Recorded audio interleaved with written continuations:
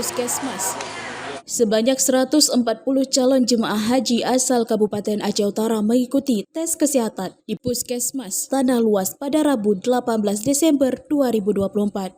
Tes ini merupakan bagian dari persiapan keberangkatan haji yang dijadwalkan pada Mei 2025 mendatang. Calon jemaah hadir yang mengikuti pemeriksaan terdiri dari 50 jemaah laki-laki dan 72 jemaah perempuan yang berasal dari 10 kecamatan di Aceh Utara. Pemeriksaan ini melibatkan berbagai tahapan seperti tes laboratorium, rekam jantung, kesiapan darah, dan pemeriksaan fisik secara menyeluruh.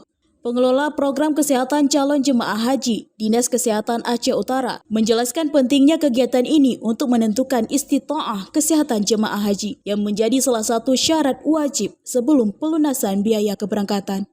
Kegiatan ini merupakan pertama kalinya dilakukan dengan kerjasama antara Dinas Kesehatan Aceh Utara dan pihak BioLab. Mereka menyediakan fasilitas rekam jantung dan laboratorium langsung di lokasi pemeriksaan, sehingga proses dapat dilakukan lebih efisien. Para calon jemaah haji harus melakukan pemeriksaan kesehatan guna penentuan istita'ah kesehatan jemaah haji sebagai satu syarat untuk melakukan pelunasan BP jemaah haji. Nah, kegiatan ini di Aceh Utara baru kali ini kami melakukan kerjasama dengan pihak BioLab yang menyediakan ronsen EKG dan laboratorium. Mereka langsung turun ke tempat. Insya Allah jamaah haji Aceh Utara merasa puas.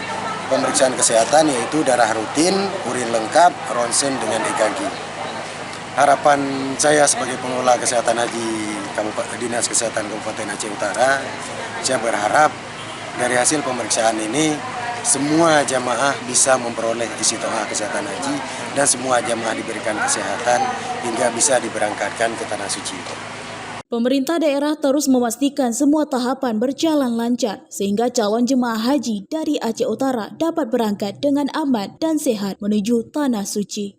Dari Aceh Utara, Saiful Bahri melaporkan untuk Puja TV.